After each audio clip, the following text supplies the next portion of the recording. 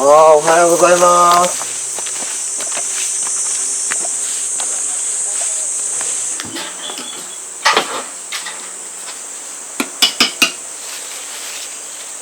それを今からこれを今から葉っぱをちぎってこのバケツの中に入れていきます。ほいで塩もみ。はい。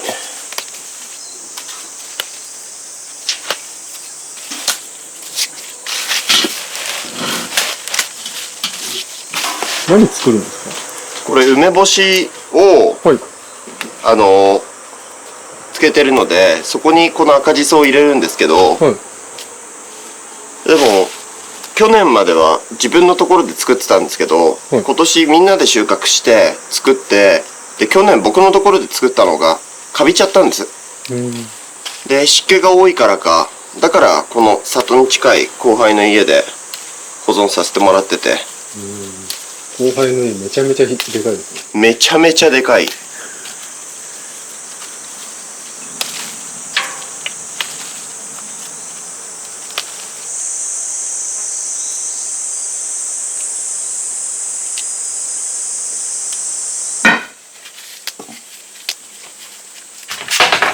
しそジュース作る？ジュース作りたいです。ああ、これ絶対梅干しで使い切れんから、はい。しそジュース作りな。ありがとうございます。葉っぱとか選んでます？いや、もう大して。うん。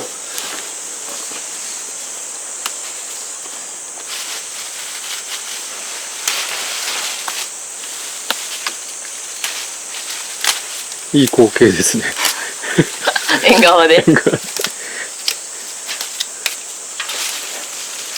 なんか下の方の硬いやつはこういうのは取ってる。こういう茎は。で、まあ多少でいいよ。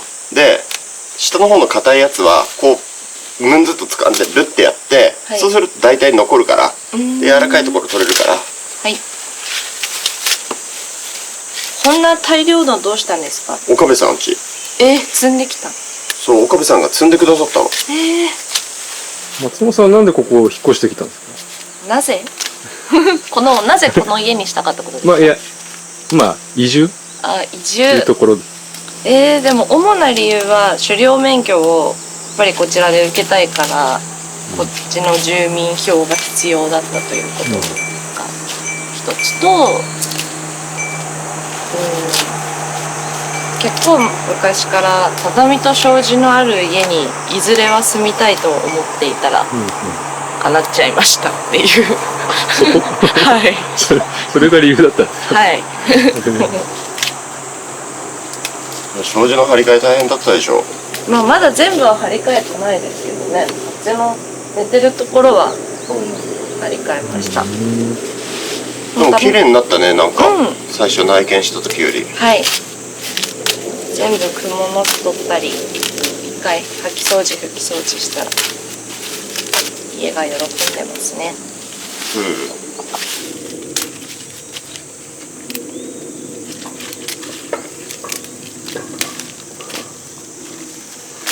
坂上さん眠れました？3時から起きてます。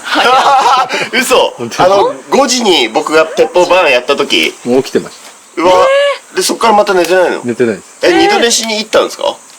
いや、なんかブラブラ歩いたり、小屋周辺で小屋とか、ちょっと山上がったり、いろいろ。あら、具合悪くなっちゃいますよ。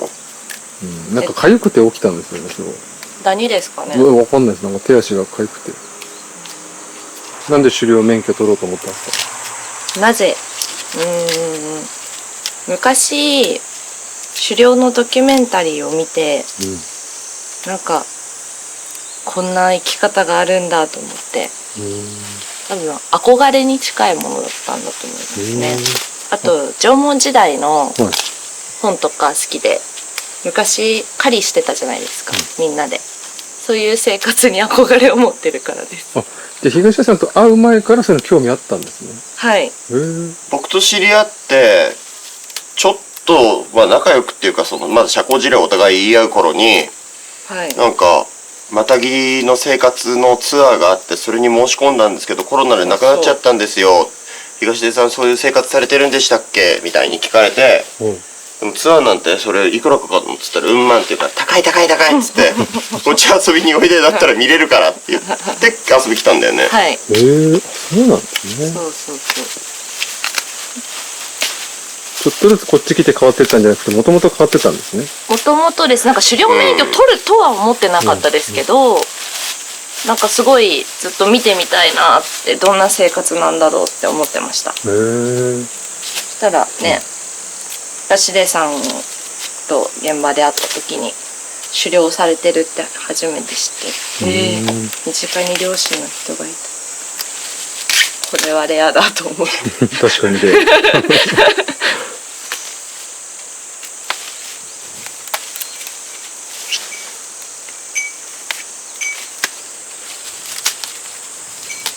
ウィニーは出てたんですか？あ、出てないですね。これはもうダン先生に気に入られて、はい来なさいと。一番大きな流しって台所っていうこと？台所です。はい。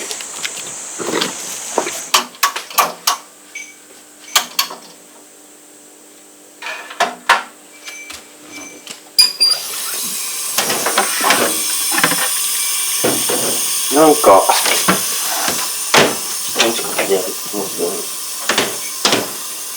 ボールみたいなのあるかね？ないね。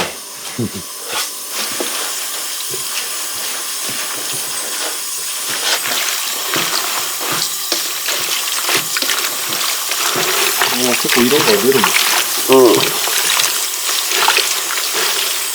でもこれはまだ水洗いしてるだけなので、はい。潰しちゃいないんですけど、これ今、綺麗なバケツに入れ替えて食塩を入れると、そうすると余計水分が出てきて、そこにアクが入ってるので、そのアクを抜いて、抜き切ってから梅干しと混ぜます。そのアクをね、抜かないと、梅干しが黒っぽく変色した梅干しになっちゃうんです。アクって何にでもあるんですよね。よいしょ。何にでも動物も植物も。ああ。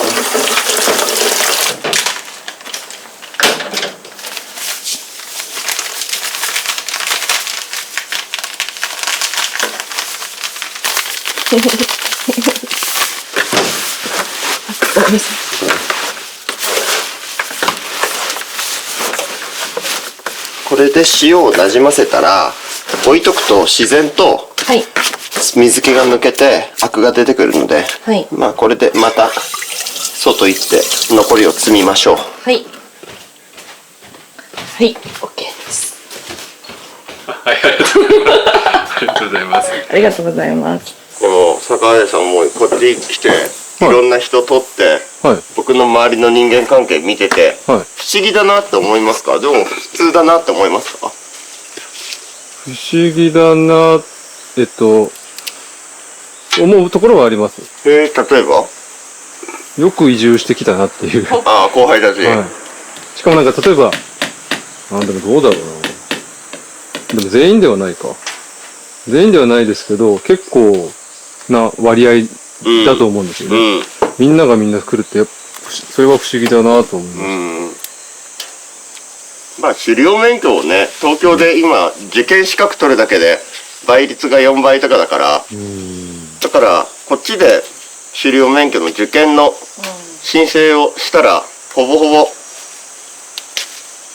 受験はできるから、それが一番でかいよね。あとは漁師の先輩が、やっぱりこっちでつながりが多いので、もうすでに狩猟免許を受けるって決めるより前から、そういう方々と関わってきて、教えてもらいたいこともたくさんあるので、そしたらこっちの方がいいなっていう。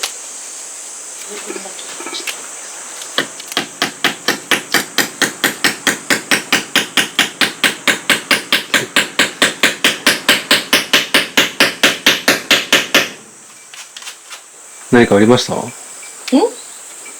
風鈴をですね、はい、友人に引っ越し祝いでいただいたので、せっかくならちゃんと鳴るところに移動したいなという。可愛いでしょ。そうですね。はい。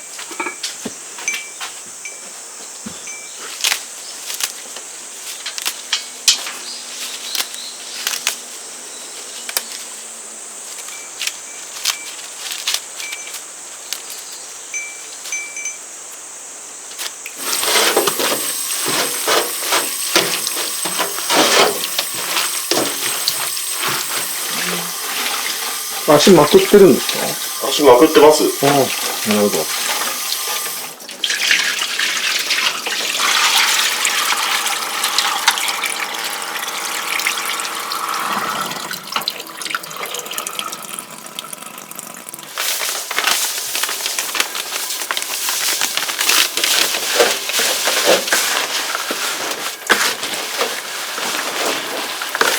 いい匂いですね。いい匂い。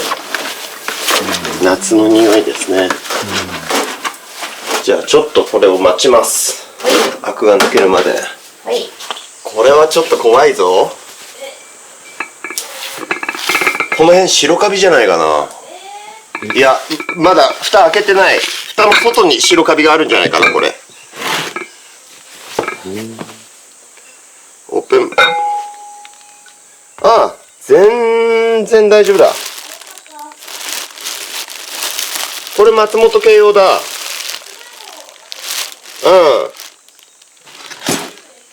大丈夫。これ一回梅酢取った方がいいんだ。うわ、こっち大丈夫か。怪しい。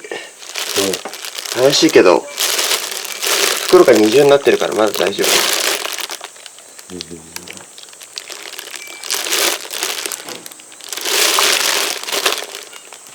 これ、梅はつけてるんですか？梅はこれ塩漬けです。で、塩漬けにするとこうやってはい液体で梅酢っていうのが出てくるんです。これはもうジュースにも使えるし、はいこのままひたひたになるぐらい梅干しつけといても保存も効くし、だからこの梅酢は酸っぱいから、はいこれに砂糖を足して飲んでも美味しいです。梅ジュースになって。出しちゃったから。大きいね。大きいですよね。いただきます。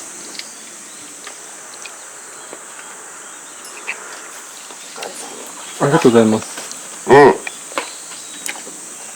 れ食べたこと酸っぱいけどちょい甘でうまいわ。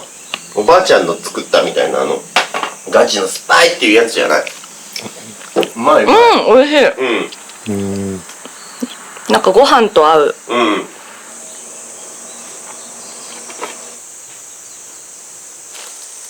うわ、塩やっぱ漏れてんな。人の塩の塩ですかね？塩。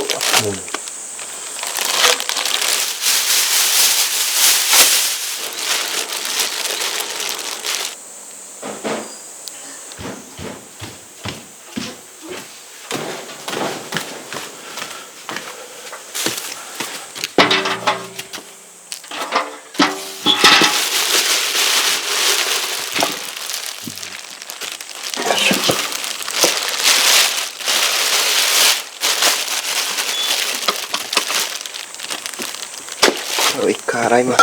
はい。これってなんで漏れるんですかね？あんなきつくやってるのに。不思議ですよね。はい。穴が開いてるわけでもないと思うんですけどね。穴が開いてるんじゃないですかね。じゃあじゃないと上の結び口はいから出るってことはないと思うんですけど、はい。不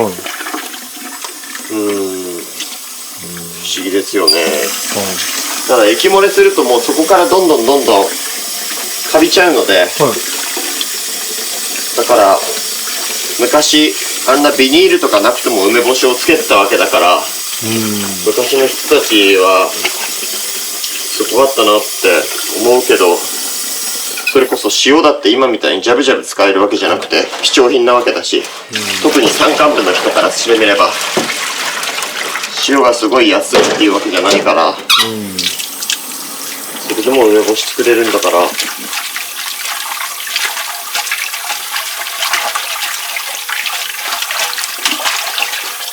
なんかコツがあるんだよね。忘れ去られて。そういうコツみたいな、ネット調べても大体今科学をもとにして大体こういう風に作れっていう失敗のないやり方とか書いてあって、それはまさしくそうで簡単で便利だっていうのはすごい多いけど、なんかそれだけじゃ通用しないことがいっぱいあるから、なんでそんなことするだ、そんなことする必要ねえだって言われることだったり、もっと根本的にこういうもんだっていうのを山の人たちは教えてくれるから、そういうのがいちいち面白いんですよね。ネットには書いてないこと、この前のクマも檻入って結構怒らせたから、クマの反応大きくなったろみたいな。クマって取る前に、絶命させる前に怒らせると反応が大きくなるんです。そんなの僕もこっちに住むまで知らなかった。膨らむ、だから胆のうの中の液体が増えるんですかね、怒りっていうあれによって。だから昔のマタギたちは、そのクマ穴、木の中とか、穴周りでバンバンバンバン叩いたりなんかして、音を出して、怒らせて、で出てきたところを打つと胆のうが膨らんでるから商売になるって言って、昔はそうやってただって。へえ。そんなネットには書いてないからね。さてさて。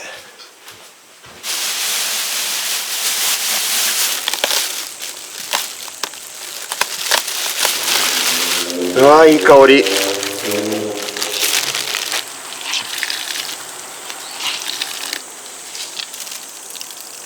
紫の液体を出して、アクを。着色料みたいな。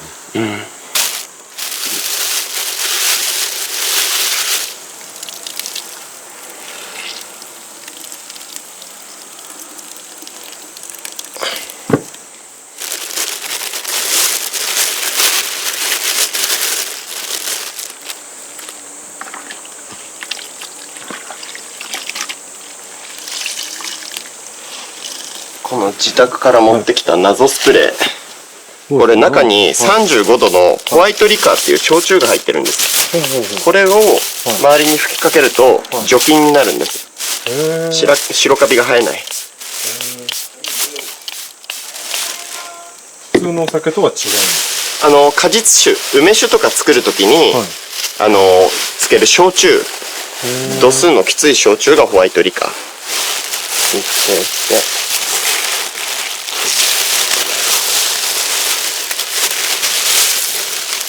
中で人とね、こう混ぜたりはしなくても大丈夫ですか？ある程度混ぜたんですけど、あんまりぐしゃぐしゃやりすぎると梅干しの形が崩れるから。で、開いて、で、またホワイトリカー。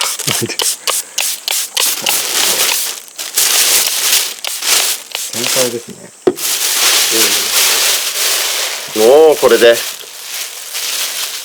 カビさせないだろう。これで、次は夏の暑い盛りぐらいだったかな。土用干しっていうんですけど、3日間晴れそうな日を狙って、そこで出して干すんです。梅干しの干しの作業で完成。天日干しってことですか？そう。まあ陰干しでも別にカビたりはしないんですけど、ただうち山だから、天気変わりやすいから、3日間本当に晴れっぱって難しいんですよね。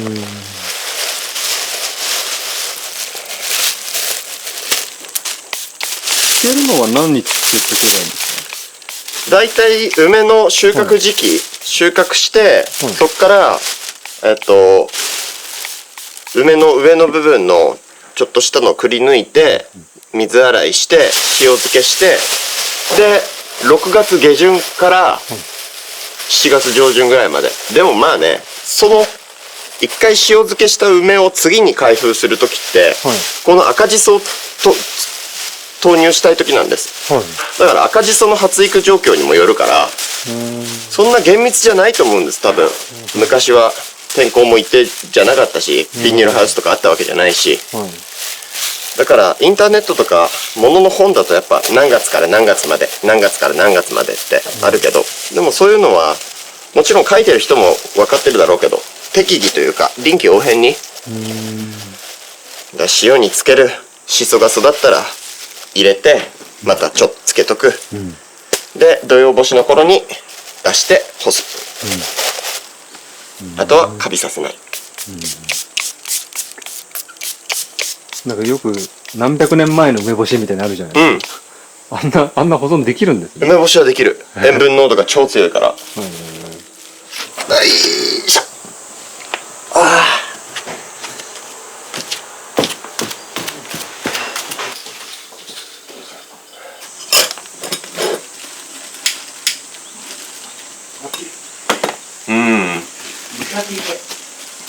やっぱこの暑い盛りの頃は朝一から仕事が一番いいですね。そう、涼しいしね。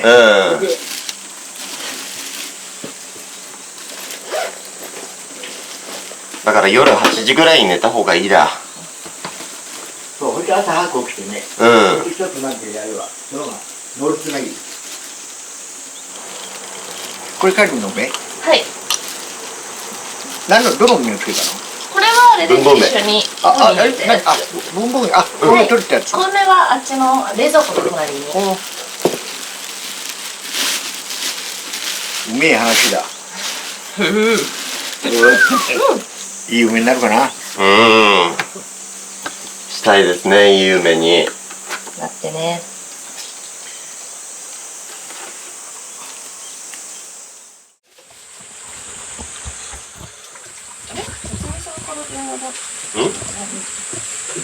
支部長？部長から電話入ってる。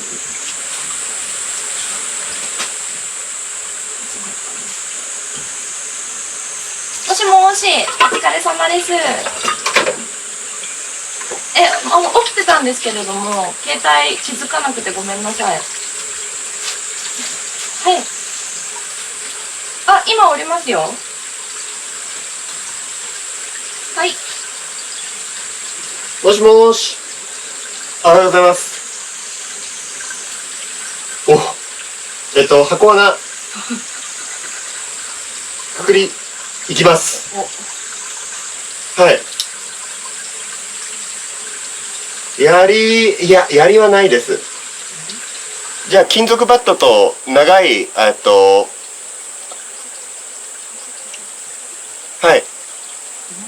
はいはいはいはいはい。じゃあ一応上下2連とあと金属バットといろいろ持っていきます。わかりました。わかりました。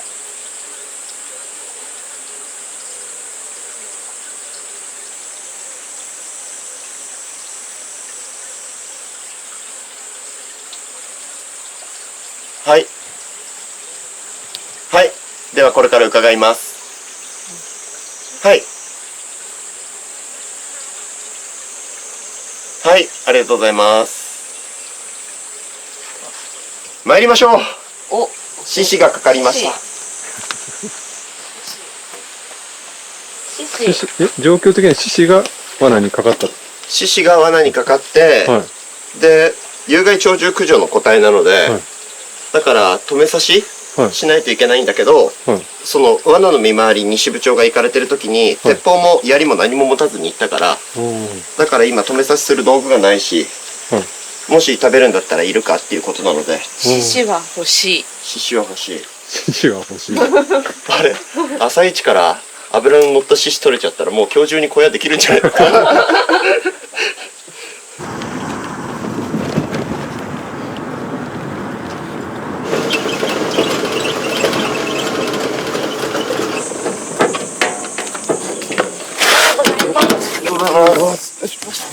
ほら、そこにいるぞ。小さいけど、その木の本当だ。頭。木がね、こっちの木に絡まってるぞ、ワイヤーが。多分、こっから来たのかな。広かった。小さいって言っても20キロぐらいいや、どこだありそうだけどな。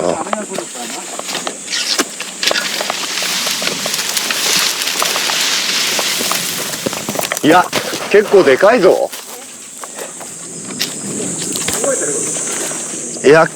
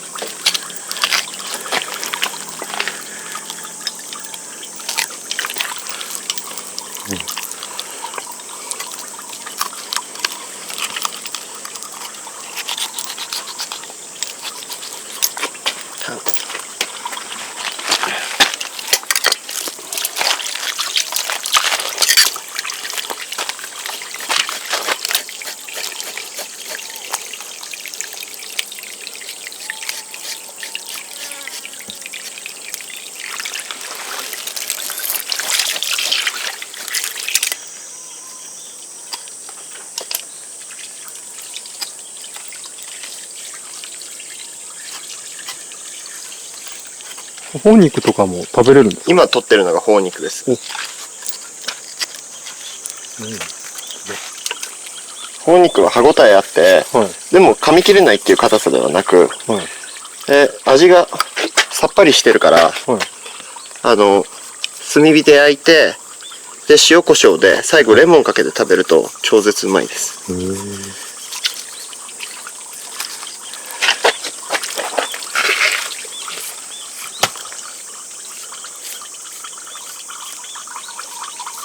これが頬肉。ちょっとなんですね。うん。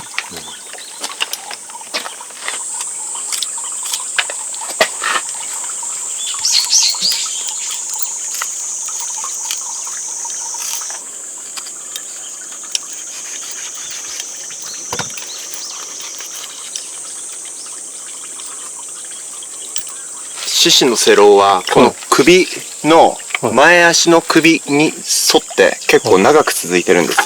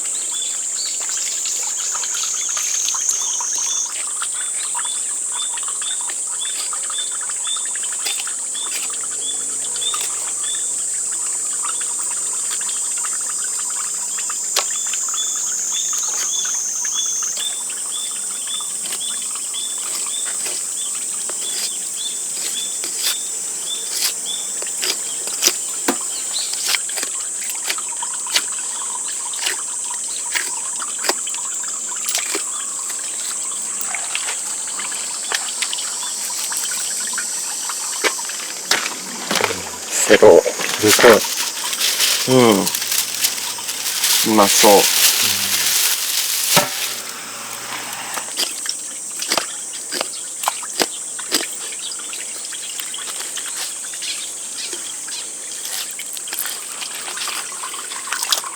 かりんちゃん、こういう生活楽しい？はい。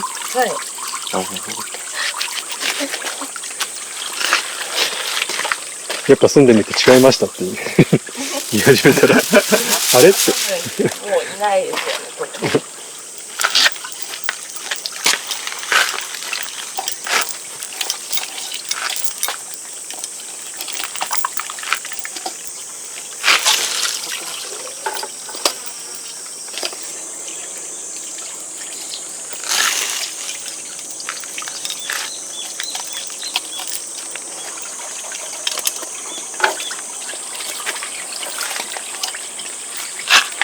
よいしょ。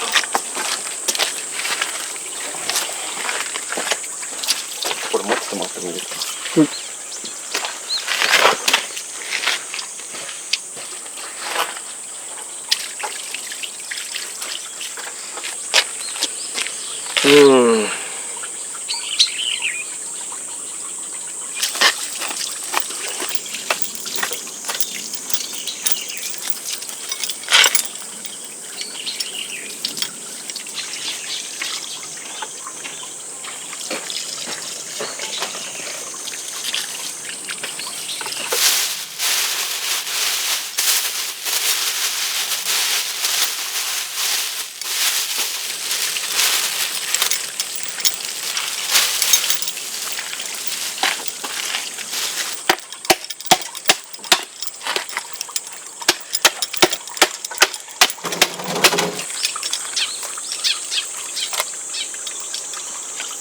うちロースですか？これうちロー。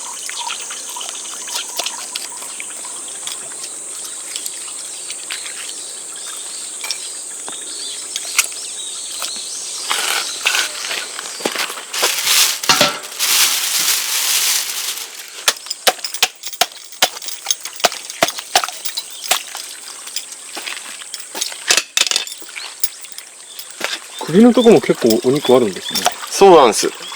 肩ロースというか首というか、はい。獅子はね、そこまでね、はい。上質なお肉があるから、うんだから頭の際まで。はい。しかも、首は首でうまいとは言うんだけど、はい。でも結構骨張ってるから、はい。なんか首丸ごとの料理とかならわかるんだけど、はい。獅子は肉が取れる。うんわかりやすく。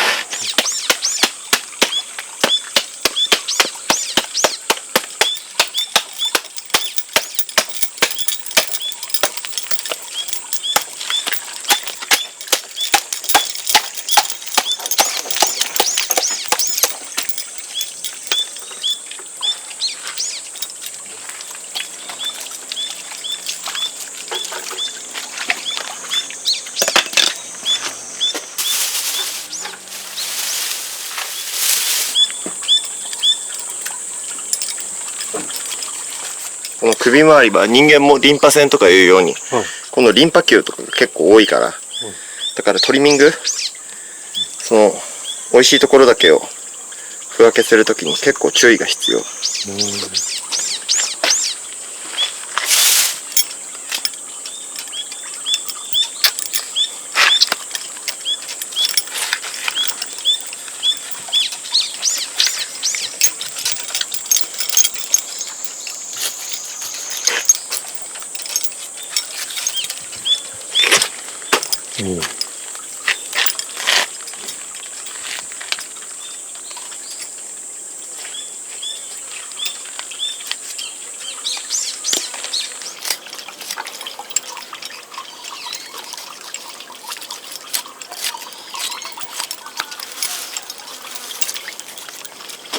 今日夕飯トルティーヤにするか。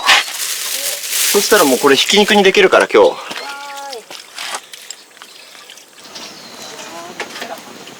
暑いですね。熱いです。これが、これは今日取れたてのイノシシ肉です。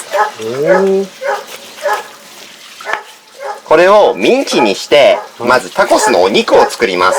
タコス？なんつった？トルティーヤのお肉を作ります。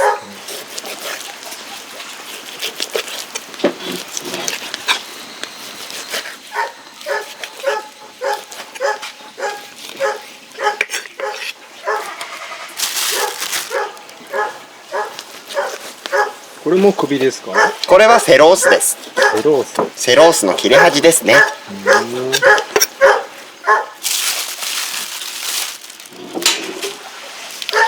これは首です。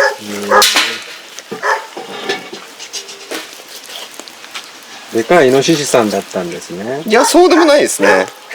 サイズは。あれ何でも別にイエスで答えるわけではないの突き放すときもある。で。いや、まあ事実はちゃんと訂正しながら。はい。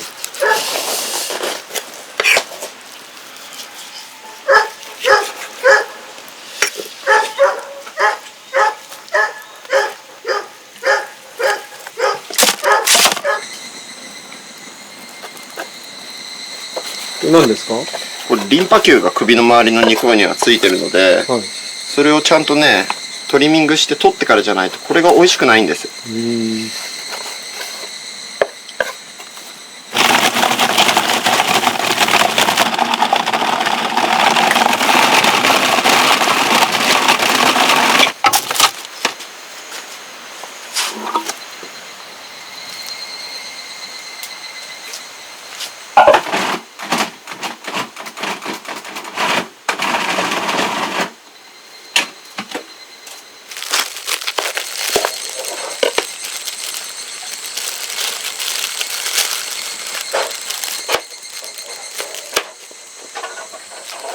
それ何ですか？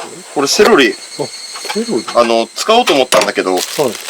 この前来てた友達がセロリがアレルギーだったから、おー。使えなかったから、ちょっと悪くなっちゃってんだけど、でもまあ、炒めれば食べれる。まな板使わなくなりましたね。もう今日はね。わあ、美味しそう。人参とセロリ。人参とセロリ。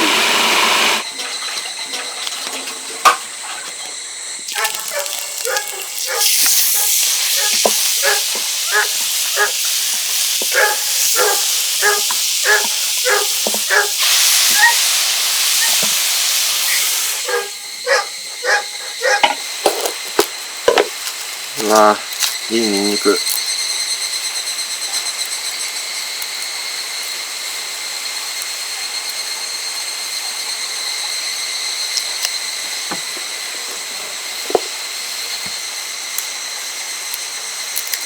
香りが違うんですか？張り？香り。いや、張りが違います。針。プリプリしてて、へえ。香りはね、変にどぎつくないです。ニンニク臭いっていうのの嫌な臭さがない。わかるかな？うん。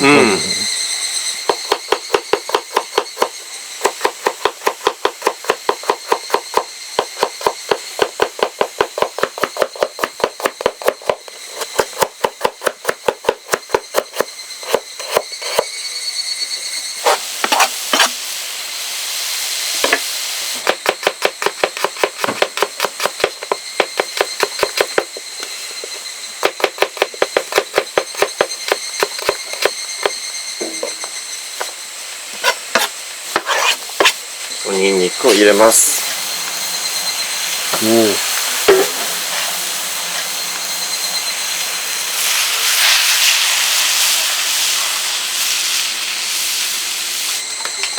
顔を。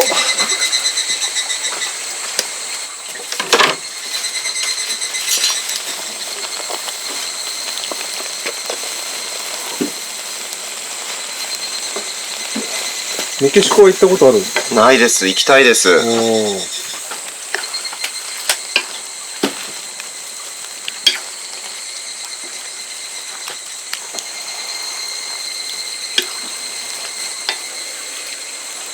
う一缶入れよう。これタコスとはまた違うんですね。まあ、タコスはパリパリの、トウモロコシ粉の粉でできたやつで、はいトルティーヤってもうちょっとふにゃふにゃのはい。やつ。でも、サルサソースと、はいお肉と、あと、サワークリーム、まあ、チーズみたいな。はい。あと、アボカドと、で、レタス、はい。包んで食べるみたいなやつなんですけど、でももうこのサルサソースとひき肉をはい。今日は一緒にしちゃおう作戦で、で、ここにチーズも入れちゃおうかなと思って。そしたらもうこれと、キャベツの千切りとアボカドはい。入れれば食べれるから。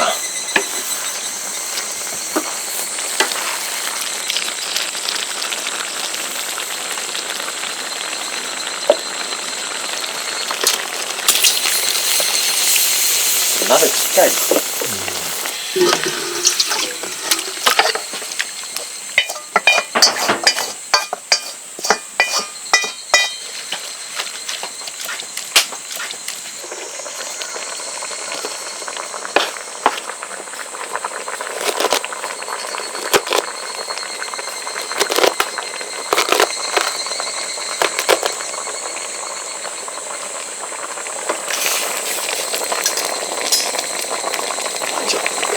何ですか？それインゲン、でかっ。ズッキーニ。こんなでっかいのあるんですか？そう、いただいたので。うわ！それちょっともらってもいいですか？洗って。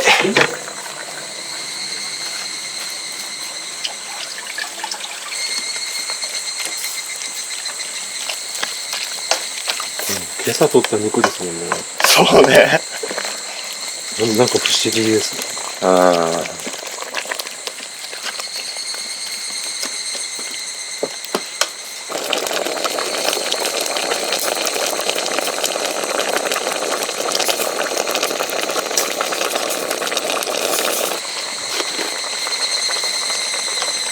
僕らの食卓に並ぶ、僕らのっていうか、そのスーパーの肉っていつ殺されたやつなんですかね。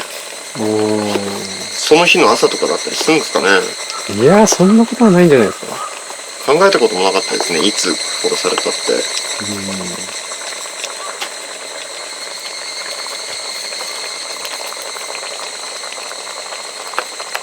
うん。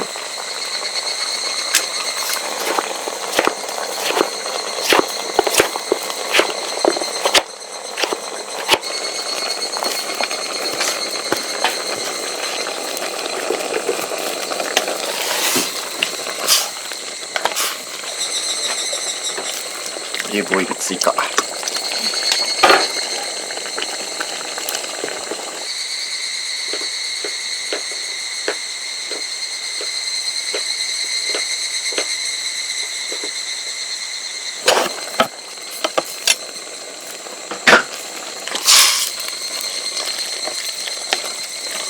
フリカで買ったスパイス、まあいわゆるクミンとコリアンダーシードとターメリックとが潰して入ってるガラムマサラみたいなやつなんですけど、ちょっとカレーっぽい味になるんで、ちょっとね。向こう調味料安いんですか？物価が基本的に日本よりは安いですけど、ただ特別安いっていうほどでもないですね。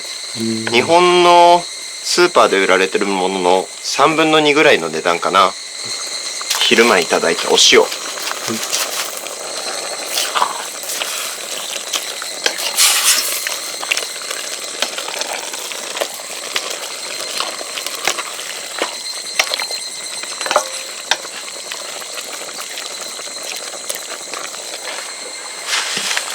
クミンシード追加。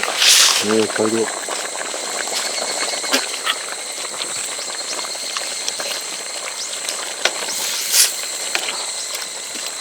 うわ、いい匂いだ。うん、いい匂い。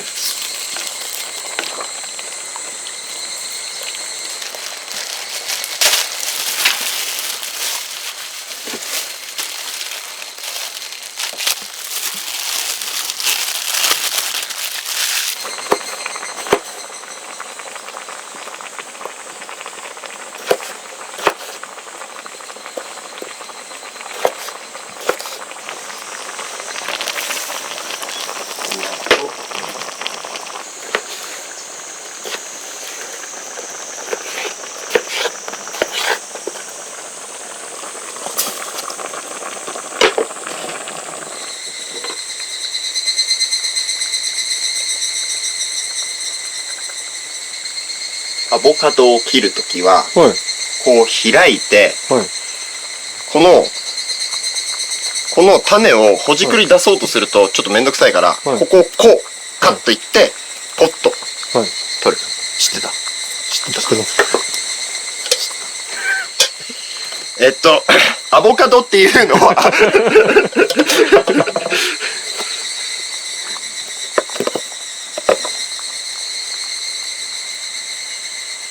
もう綺麗に剥けますね。うん、まだ売れ切ってないからこれぐらいがいいですよね。良質な脂質ですよね。そう、なんだ、森の肉？バター。バター、知ってんね、アボカドのこと森の肉それは肉か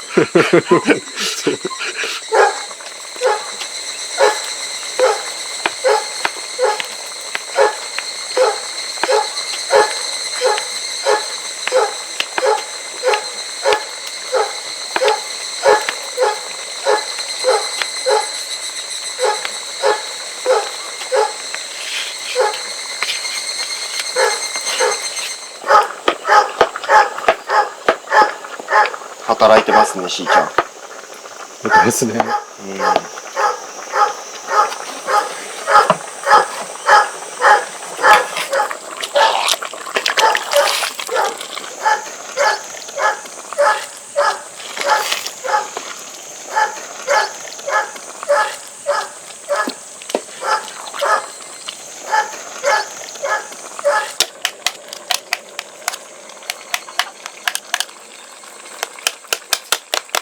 潰すんですね。うん、潰した方が包みやすいかなと思って。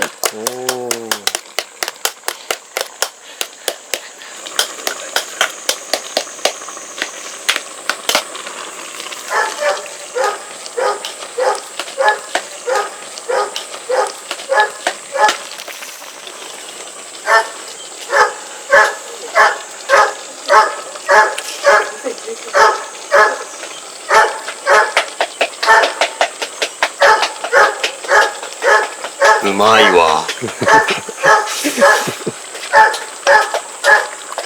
まいわ。薄くもなく。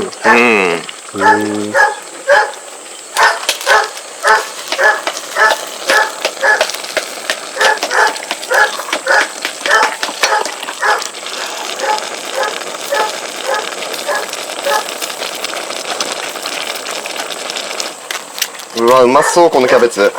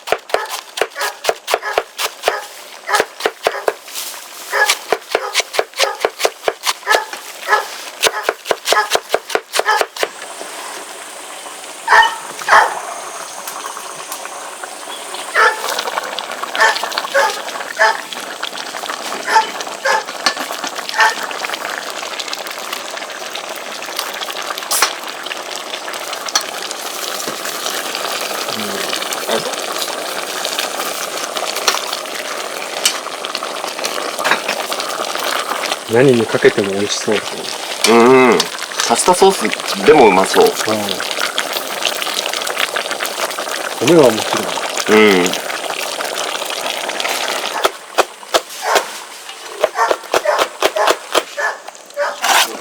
ん。いつも適当に作って美味しいですよね。適当言うな。適当に見えるでしょ。見えます。適当だからね。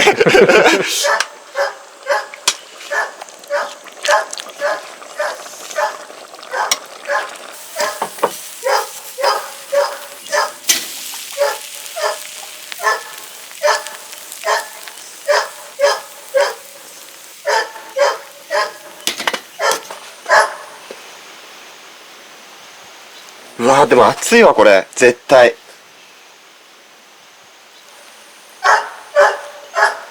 ただきます。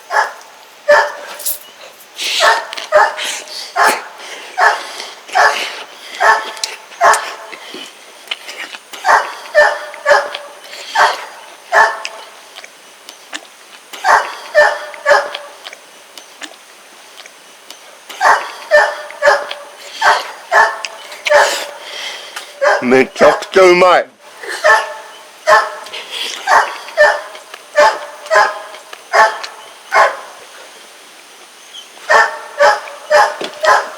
めっちゃうまい。美